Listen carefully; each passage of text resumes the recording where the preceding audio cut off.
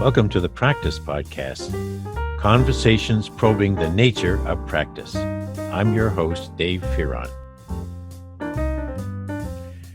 This is a conversation with Meredith Fineman. It is about her book, but about her as a practitioner. And the book is an accomplishment.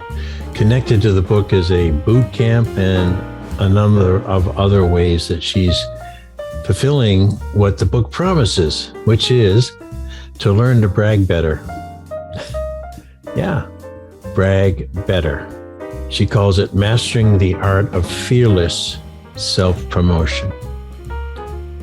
And given my name, Fearon, I should replace this title with Mastering the Art of Fearon Self-Promotion, because at the end of this conversation, she catches me being too diffident and too indefinite about promoting our book, the book that Peter and Vale and I did. So there's a lot to be learned here in a very short amount of time, and I'm hoping we can have another session with Meredith. Fascinating person, and the title, Brag Better, is very timely in this very fast-changing whitewater world. If you can't have your voice heard and point out your accomplishments at any point in time, who else will? Self-promotion, a good thing. Meredith Fineman. Well, I want to brag about something, folks. I want to brag that I am getting to know a very braggable person, Meredith Fineman, who has a book called Brag Better, Mastering the Art of Fearless. I think you spelled it wrong. It should be Fearon Self-Promotion. Yeah. Meredith, but I'll forgive you for that. But it's been a while. There's been a couple of times when we were going to have this conversation, and then, as has happened to all of us these days, one thing or another just keeps coming at us, setting us off our pins. And now you're back on your pins. And I must say to folks, I wish you could see this fascinating background that Meredith is sitting in front of. There's a lot there, yeah. And I noted in your bio on the book that you also, among being a very energetic person about self-promotion for particularly women, but not just women, you also have a fashion thing going. Talk a little bit about that first, because I see it kind of on your wall. Yeah, so I am an expert in sustainable fashion by way of resale, vintage, and secondhand. Basically, any clothing that belonged to someone else first, I've been buying and selling and advising since I was 11 is when I started doing this. And it's another piece of what I love in terms of art and expression.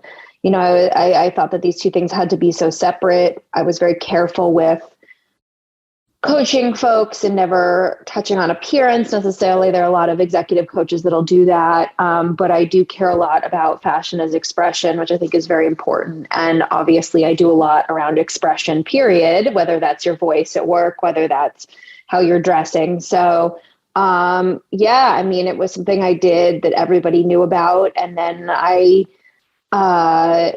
more recently have a couple of ventures in it, but the industry has exploded, in terms of the sustainability of it all. That was not always a focus in the way that it is now. And it's interesting to see how new retailers that sell new garments, are going to catch up to that and catch up to the next generation's interest in sustainability as they, really have to contend with climate in a very serious way. Yeah. Well, I'm already sensing in my mind, at least, a theme about Meredith Fineman. Starting at 11, very entrepreneurial, sees the future through a glass, and showed unusual energy around something that mattered. For you, it was sustainability, and you found something beyond used clothing. You gave it a new twist. And here's how the theme's emerging in my mind.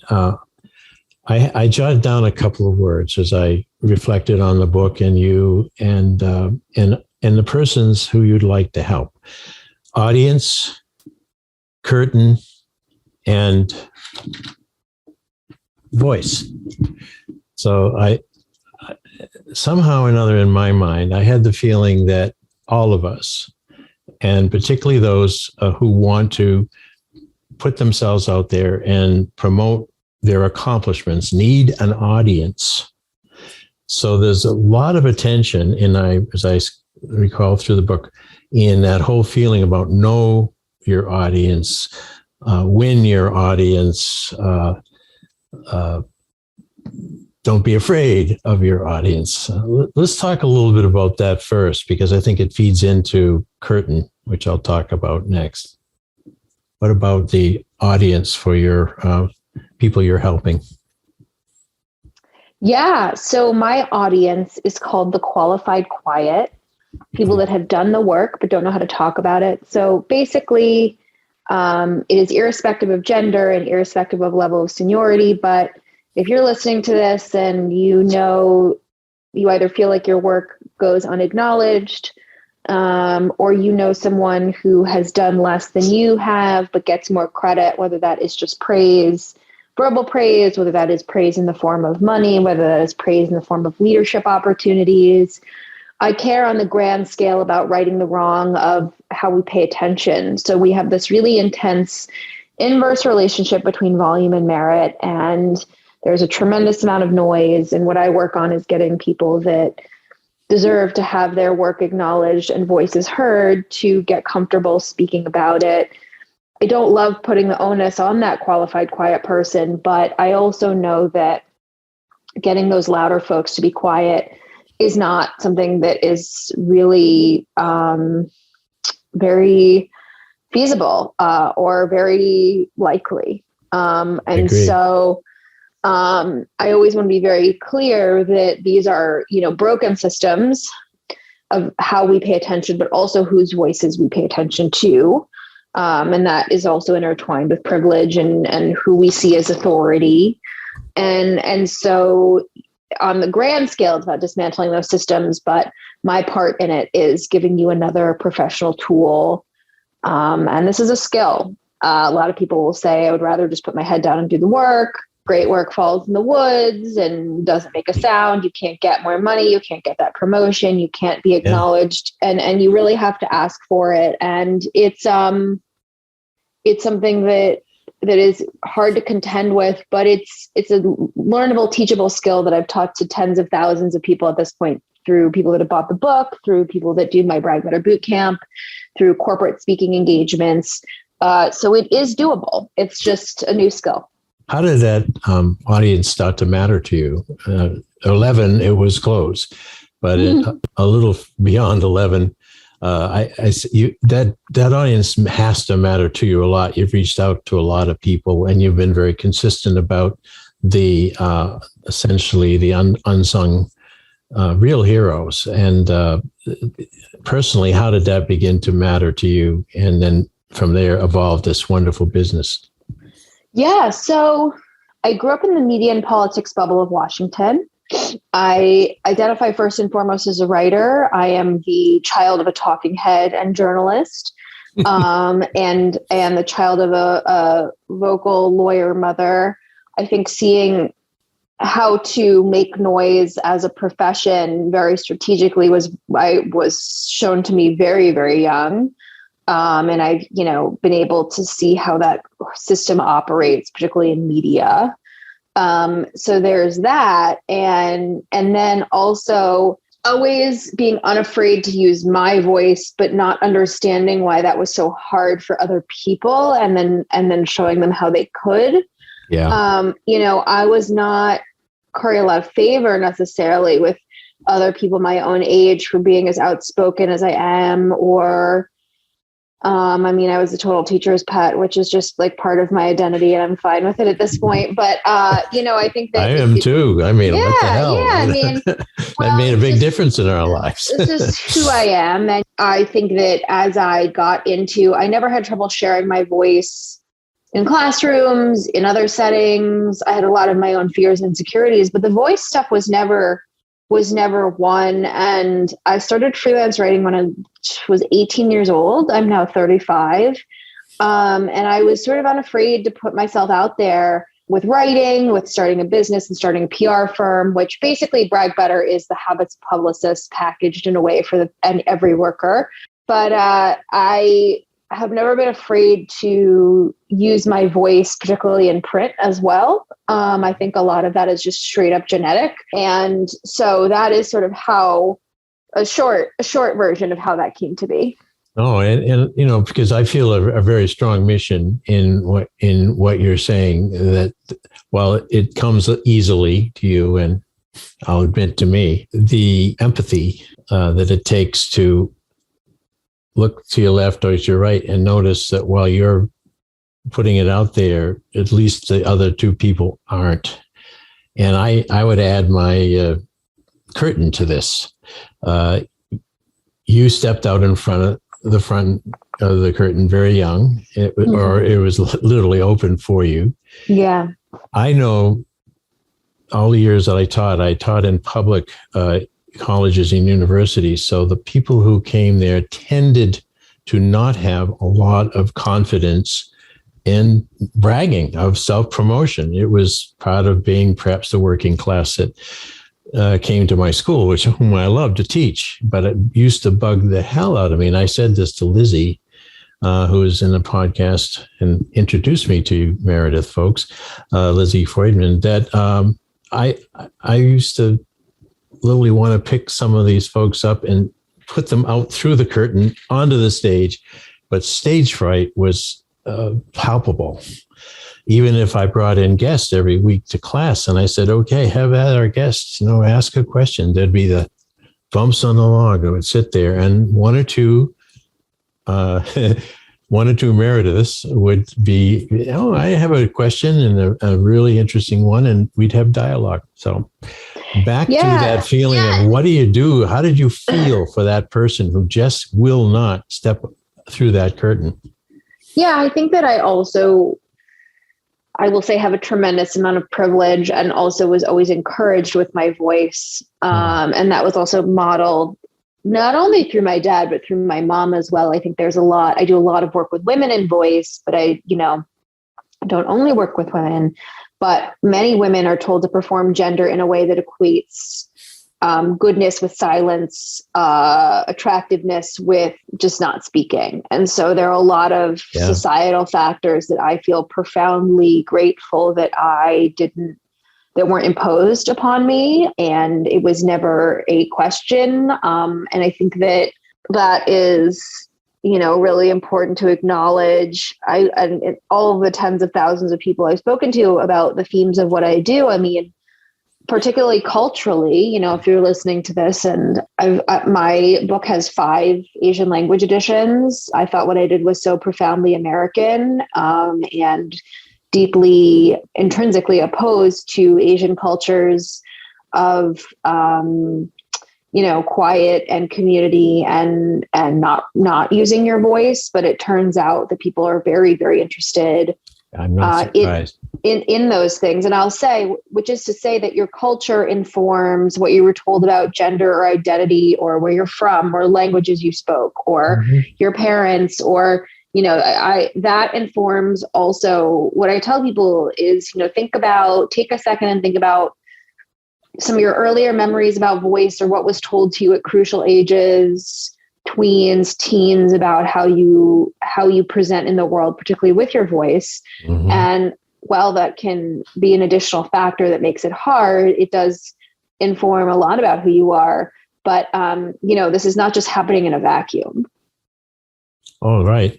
And it's when Peter Vale and I set out on our collaboration to bring practice to the attention of anyone and everyone. And so why? Something as seemingly generic as practice on the surface. But when we started probing, and then Peter had already done a lot of conjecturing, which now is the book on practice as a way of being. What I'm getting at is that if you take out anything that we think is an aspect of practice, it has at its root, I choose, that's the key word, to pursue results, regardless of how difficult they may be in changing conditions, because I want the benefit of growth and learning that you get when that practice sets you down place after place in your life. So you really have to start the whole thing in terms of self-promotion with I choose. Mm-hmm. And I suspect among the 10,000 of your folks that you've connected with, either indirectly or directly, and many more readers, I'm sure, there has to be a point where they themselves, before they, maybe after they read your book, or maybe to read your book, where they have to say, hey, I've got something here. I am the best damn, and you fill in the blanks, that I know. But what about that moment of choice? It seems to me a lot of people don't make that choice. They just kind of go through and take on whatever role's handed to them, do a good job, but they don't have any passion. And they certainly don't want to stick their neck out. Well, let's talk about 2 or 3 things here. One, there's some straight up evolutionary stuff about sticking your neck out and separating yourself from a group of people. I had a lot of fright around public speaking, and some of that is straight up biological. I remember talking to Susan Cain about it, who wrote Quiet. She's one of the probably 24 people I interviewed for the book. If you were standing alone in front of a group of people, it usually meant that they were going to kill you. The stoning at the gate. You got to think about there is that straight up deep seated human instinct. But what I'll also say is, one, this should not be done alone. Bragging better is a team sport. Get allies, friends, family, loved ones, colleagues, to tell them you're working on this and have them help you. You do not have to do this by yourself. Yeah, that would help a lot. Yeah. And then the second piece is, this is a practice that you will start. You can start wherever you are on it. I'm obviously on one very extreme end, but it's just something you practice your whole career. So there is no rush. It's never too early. It's never too late.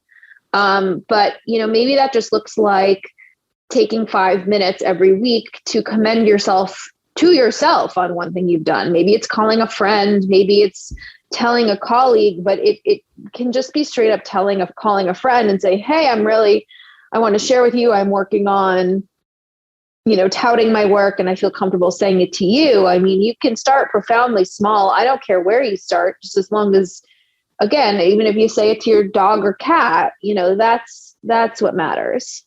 Yeah, I get it. And now, as I'm picturing in our fundamental way of thinking of practice, is the sort of the stream of results that we send out, into the future in our imaginations, but leave in our history in the past. But I'm thinking now, if I were going to lay out some results, given what you just said, Meredith, I would say, all right, I'll put one out. I parred the 11th today. Well, I'm a very undisclosed golfer. I don't like to play with other people. Now, the thing is, if I would put that out as a result, the next thing I would put right next to it is, and who did you tell? Or who would be impressed to know this, or who needs to know this in order to recognize me as an improving golfer? So that when we're listing our accomplishments, maybe we should have a parallel list, column B, which is where we can put the word out. Now, maybe I'm already taking something out of your book and claiming it as my own, but no. But that notion of adding into our achievement activity, it's making the choice to not just let any particular achievement fly away into the past, but to see if there's some way of hooking it to who could know this, and not just from a marketing or selling point, which is always very important, but who can know this so that I can lead. Because if you've done something that has leadership value and no one notices it, it fails as a leadership act as well. Mm-hmm. Yeah, it's really important to lead by example. And you want to healthy pride is good for business. And if you are listening to this and you manage people, how are you fostering that environment? How are you modeling these behaviors? Because you never know who is watching you as well. I mean, there are people who've said lovely things to me about my book, Lizzie being one of them, and now we work together. But, I don't know who is seeing me or seeing you or seeing anyone do X and Y and Z. And the fact you're sharing it, inspires other people, but also they understand that it's okay to do this, that it is something that you should do at work. I also think you highlighted something that's really important, which is that when you are sharing your work, it's really, it's crucial that it's something you're proud of and you care about, but that you also give some context. So like, I don't know squat about golf. Like you could tell me whatever you just hit was like the best thing ever, or I have no idea.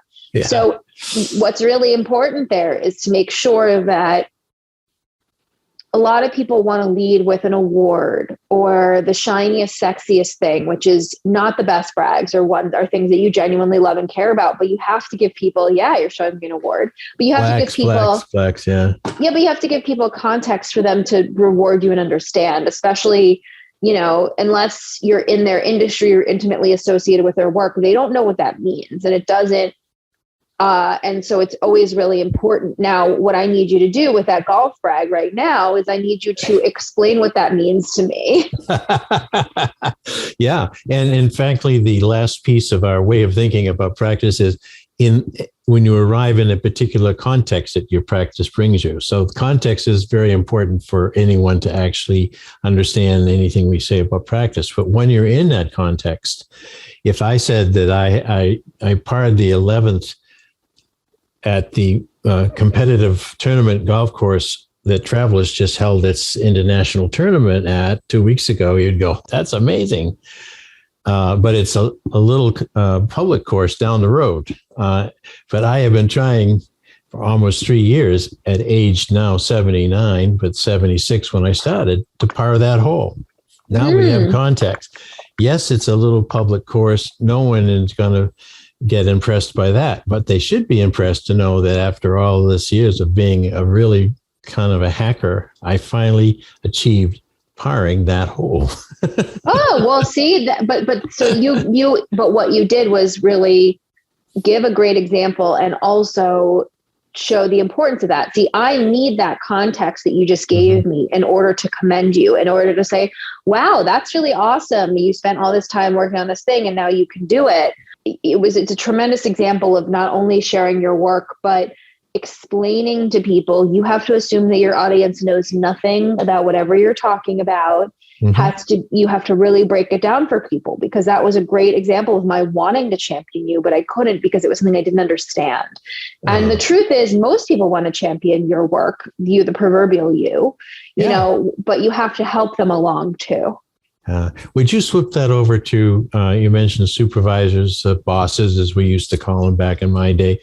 It seems to me, as I've taught management for 50 some years, so I should be able to answer this question without even asking it. But I am asking it because one of the real sticking points that keeps coming up again and again in the Gallup polls and others is that managers don't appreciate me. Managers don't recognize my work. And so I'm going somewhere where they will. And now we have the great resignation process going on that Tom Casey and Lizzie have talked about. And I've certainly have. So as part of your audience, going back to our first point, do you have managerial leaders who are listening to you and saying, hey, I have a role to play in being a good audience for these, for the brags, if you will, from my employees?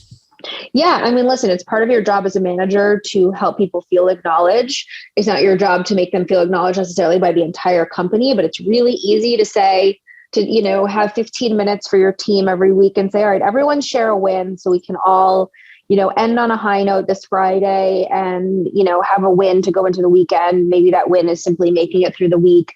But yeah, how are you also helping people do that? When it comes to being acknowledged, it could look like high praise from your boss, but could also just look like being asked the question of, how can I help promote your work? I want to make sure that I'm up to date on what you're doing. How can I help you share that with me? A lot That's a of good times one. it's simply just asking is what people want. Like when people want acknowledgement, sometimes, as I said, it's money, sometimes it's a bigger title, sometimes it's a speaking gig, but sometimes it's just knowing that someone cares enough to ask them about their work. And it is really crucial for effective communication, for business, for the job you have, to be communicating with the people that work for you. And so really carving out some time there is just really important. You know, I have a thing, it's also something to think about. For me, I have a problem where, and it's something that I have to temper, where when people work with or for me, no news is good news, but I have to take a beat and give some praise and give acknowledgement, because for me, I'm like, oh, there's no, you know, you'll know if something's wrong, but it's really important for me to tell people when something's right. And I've been working on that as well, because sometimes people that work with or for me think that, you know, I over communicate, but it's really important not to skate over the good things. You know, I tend to, I will always respond if I need something done differently, or if I need, but I have to do that too. And not everyone needs a gold star all the time, but some people are highly motivated by praise. And so you also have to understand as a manager what motivates people. Yes. Well, and then I go back to my results stream again. If I were, you know, no one's training a TV camera on me when I'm playing golf, but if I were in a business setting, which most of the folks you're working with are, then the results of your practice have combined value. One is they always have result to you as a practitioner, because you're learning every time you're trying something and achieve it. But you're also being somewhat paid for those results, some of which will go almost largely to the company's benefit. But you're building a record of results, what we used to call the track record in the day. So being clear as a manager leader to a person, okay, among the results you're achieving here, these are some that really matter to us or me, you know, the company. So I'm looking for those in particular. Can you see that sort of seeding the conversation, you know, each time saying, I love all the things you're doing, but make sure of these three things, because these are the ones I'm really looking for. And when they get those done, that's where you go up and say, hey, I want the gold star. Yeah. And it's okay to want that. I mean, It's okay to want praise, and also to ask for it. As I said, when people work with or for me, you know, they're like, hey, I haven't heard from you. And I was like, you'll know if there's a problem, but I also have to pause and let them know they're doing a good job.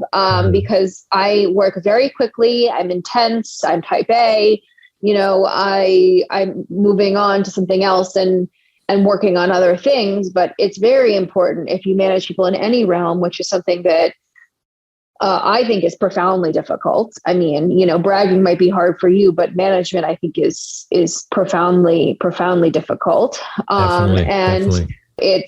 It's very important to make people feel seen and acknowledged, but also asking them what that looks like for them. I mean, I am all for clarifying important conversations.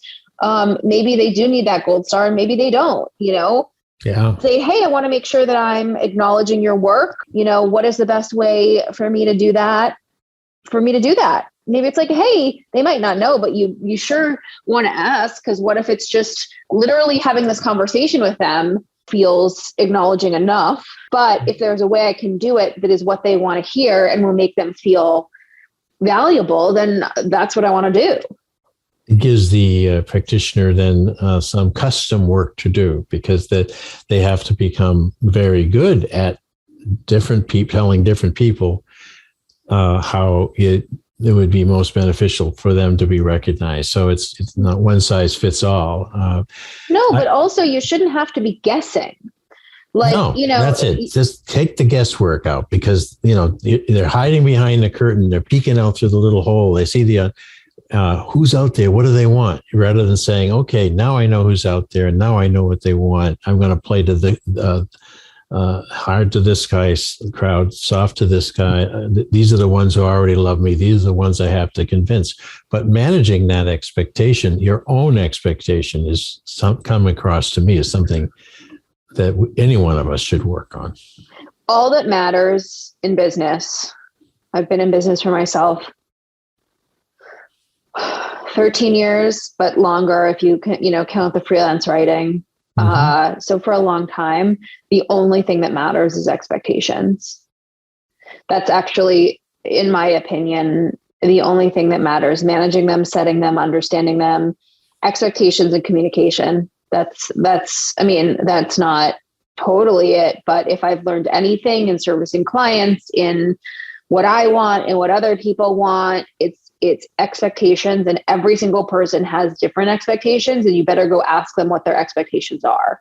There is no more important question than what are your expectations here, because your own expectations are never the same as someone else's. Never. It's stunning how the mismatches come in unless you can communicate. So conversation there becomes an extremely important gift to bring to the moment. Is, we've got to match expectations. We've got to talk about this. That's because here's the other thing. Now I have the Brag Better framework and my boot camps, but when I was working as a publicist, if I had a client, I always ask people for, their goals first. You can get attention in any direction, but if it's not towards the avenues you want, for example, like there are lots of different examples in the book, but if I have a client who wants to sell their company to a short list of 10 larger companies, well, where are their eyeballs? Where are they paying attention? What are they reading? What are they looking at? But also, I would have what I wanted to do and what I thought was best for someone in a publicity scenario, but not what they actually wanted. And if all they wanted was for me to help along their Twitter feed, and help them build a content calendar, or pitch one particular journalist that was actually low hanging fruit, and said I was running in a circle doing all this work that they didn't view as success, that's actually the two most important things are, what are your expectations and what would make us a success for you? Those are the two questions I ask all day, every day. I did with individual clients, and now I think it's just really important to ask in general, because if their definition of success, a lot of times you're doing so much work in a different direction that they won't even view as success anyway. So it's a waste of everyone's time and energy. It's true. And we don't want it. We've learned through the pandemic and now coming back into something seeming like a new time, but at least we can get back together, is that the time wasting, it becomes, I think, something that we're now as conscious of in some ways as we are inflation. The inflation of my money, but also the cost of my time is going up too. And I'm looking forward to seeing how that refines back to the, Fineman, refines people's ability to make lots of success, both in the way of how they acquire their resources, their money, but also how they have some time left to enjoy the things. I want to take this last couple of minutes to Meredith to ask you, what would you do next if you don't do this? Because you're so involved in this. This is a big this. Yeah. Is there something else that's sort of itching at the back of your head that you might like to try? Yeah, a bunch in the secondhand fashion, sustainable fashion space, which I'm actively working on, is always on the other side of things I'm thinking about. I think in my ideal world, it would be 70-30, Brag Better and that stuff, maybe 60-40. And so I think that I have a very clear, itching there. And then in a totally different realm, I have no idea. Probably some sort of artist. I mean, I consider myself an artist, but my medium is words. But yeah, I don't know. Maybe I would own a little secondhand store in a beach town and just hang out with 12 Shih Tzus. I don't know. But I just saw the novel you're going to write. You're going to have that little shop in the town, but you're such a keen observer of human behavior in wonderful ways. You would be that would be the setting for some wonderful characters who would come in and out of your shop, and I'll throw in a little traveling pants, in there too. That one made a lot of money. That author, she based those books on a group of girls is in Washington. I forget if she's from here. I'm in DC. If she's from here or, yes, that was a big deal because that book their home was set right outside of DC. I remember that. I loved those books. There you go. But I'll say, I hope that I can, I don't know, fiction. I've written nonfiction for, 17 years. Fiction is very hard. So we'll see. It is hard. I wrote a novel in order to get some business concepts to an audience in the 80s. It didn't sell a lot, but see, I found writing a novel much easier than writing an academic paper. So some of it is, different strokes for different folks. But I must suggest that since I've already gotten this wonderful impression of you as being a free range person, I want to get out there and that if you were to experiment in fiction, you have so many characters already in your head, in your heart, that you could place them in a context, and maybe the characters could demonstrate a bit about how they've gone from being inwardly focused and shy away to, busting out. Because I think these days, and people want short stuff. My novel was too long. Yeah. A novelette. How many words was it? I only think in word counts. This is a writer's conversation now, but it's been a while. It's probably a lot of words. It was about 212 pages of normal book print. But I needed it to tell the story. But if I could take any one segment of that book, it's called Inside Knowledge, take my character, Dana Gilbert, and put her in a contemporary setting right now, I could put her back into life again. In fact, I did that a couple of times for My Library, a book just published, my book. So, and I'll do all this shameless promoting of my book after this, but I must say... remove the word shameless, please. Oh, it's done. It's off. I'll never use it again. I'll tell you, that's a really good, before we depart, any of those qualifiers you put around your brags, you may as well not share anything. Because I know it's hard. I know this is uncomfortable, but shameless or, plug, or I hate to brag, but, or, self-promo alert. It's very hard for me to champion you with that kind of qualifier, because I don't know what to do. And I, as in any audience member receiving your sharing like that, is I know that anxiety or that this discomfort is transferring to me as your reader, as your audience member, as your listener. And then I don't know how to get on board with you.